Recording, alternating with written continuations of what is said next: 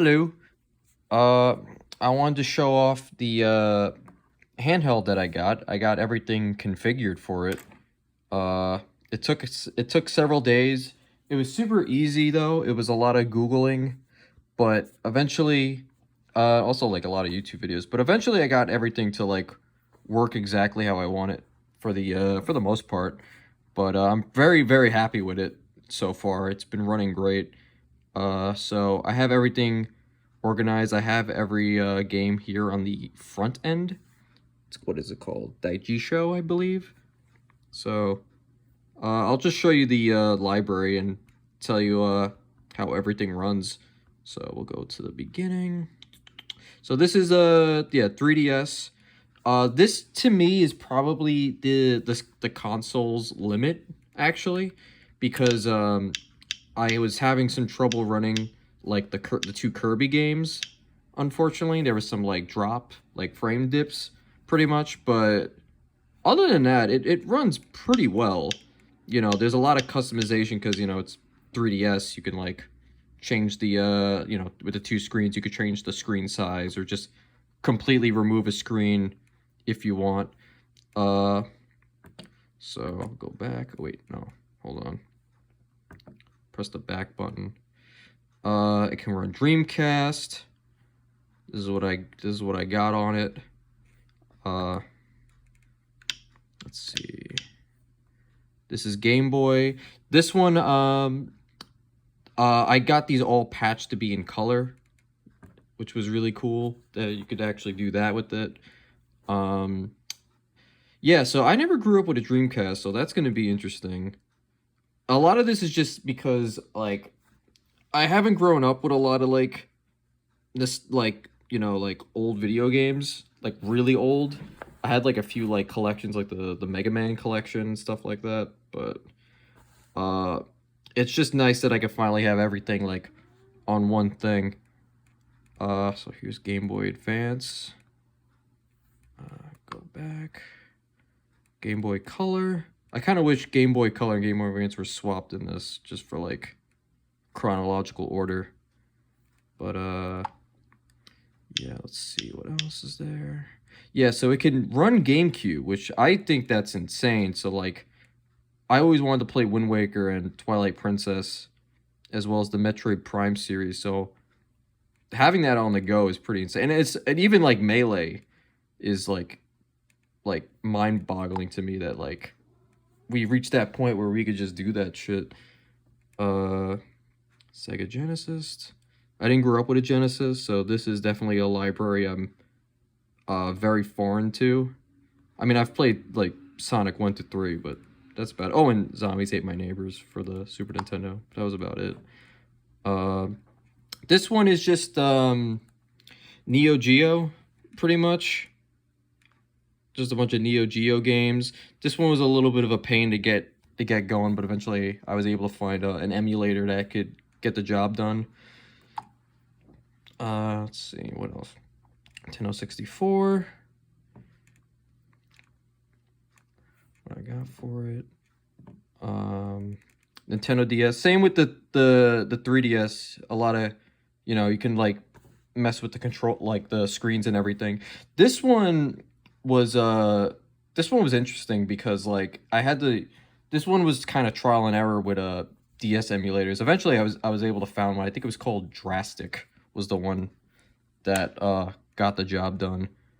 But yeah, I was able to try out Wario Land Touched, so I got like my own stylus, which it doesn't work, but I could use the back end. But I think I might just eventually just go with my finger because, like, I don't know, this thing kind of like is a little fumbly. So let's see. We got Nintendo, yeah, NES.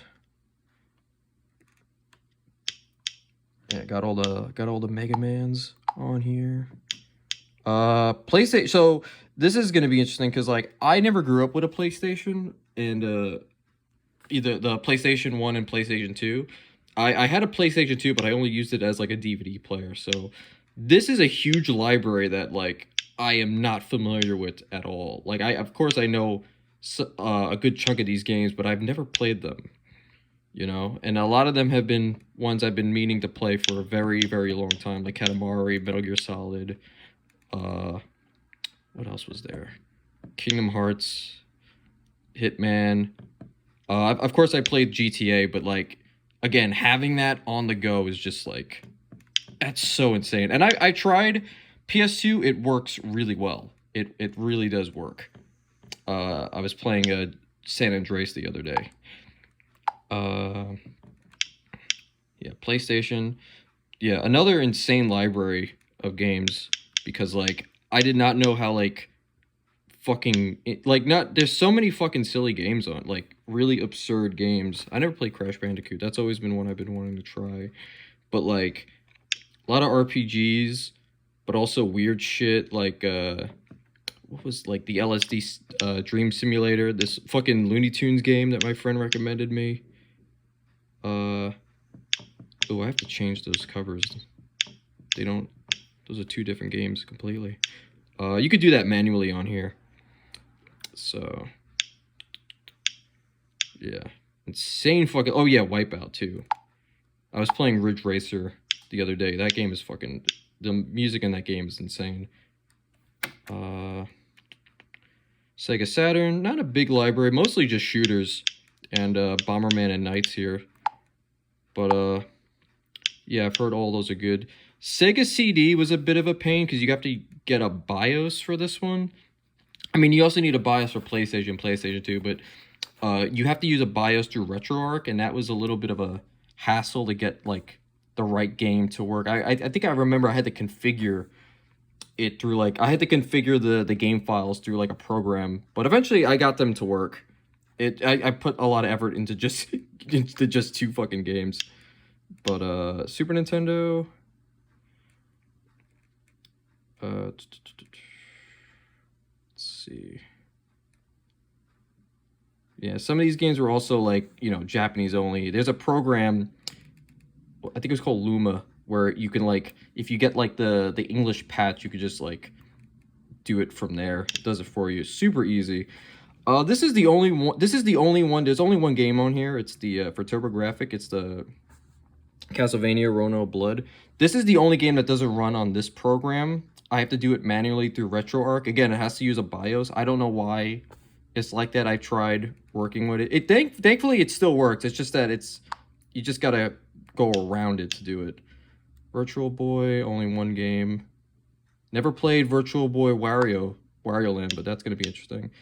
And lastly, Wii. So again, this is another one that like if you just configure some stuff, you don't need to use motion controls.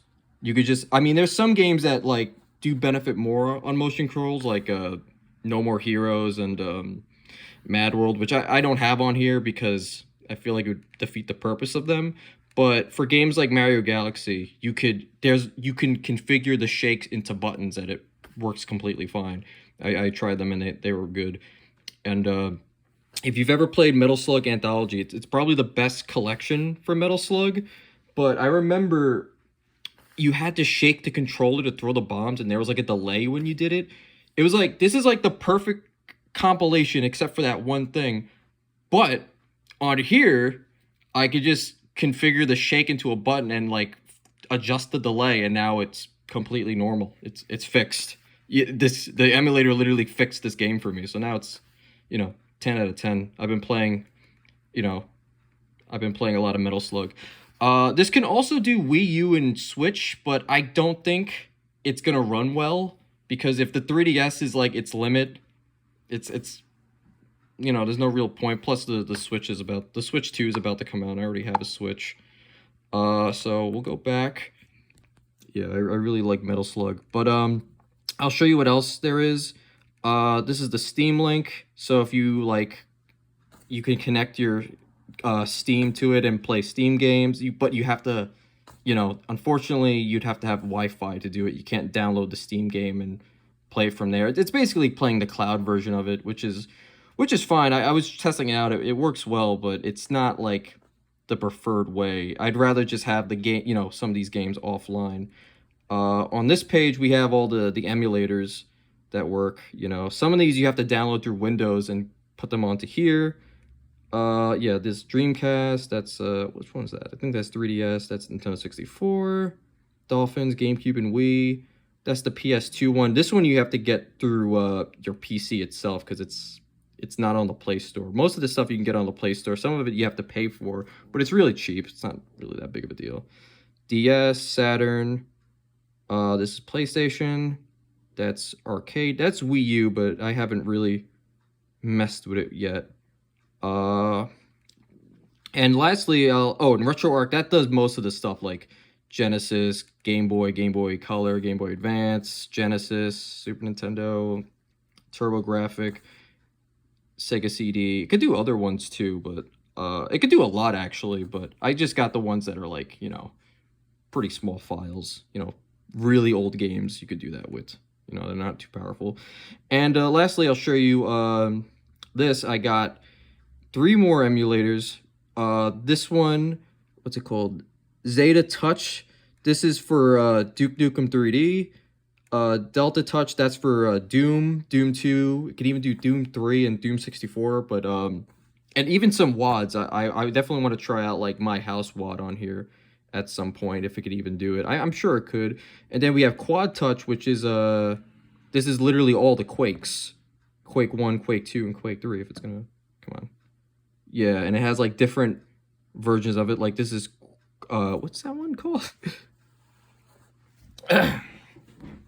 Quake Spasm.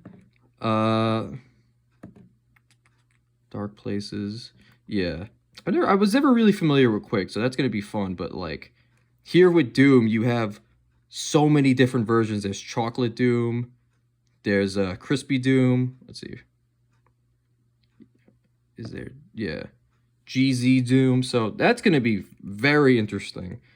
And lastly, I'll just show you, these are just, I got Pizza Tower, Hollow Knight, and Undertale on here. I tried to get Cuphead to work, and it's kind of broken, unfortunately. Like, I tried several different APKs to work it, but sadly it didn't work. But Pizza Tower works great. Hollow Knight works really well. Undertale, I had to find a few that actually worked with controls, which it doesn't really matter, but I just put in the time to get it to do it. Hopefully there's a better Cuphead one that comes out for it, because that would be cool. I'm thinking what other like indie games I can get for this. These you have to like, you know, download. They're not on the Play Store, but you know, you can probably find it on some like Russian website. But yeah, that's about it. It's really a lot of fun, and I recommend it for anyone who. I didn't even name what this is. This is the Retroid Pocket Pro 4, and it's cool. I like it. I fucks with it. All right, bye.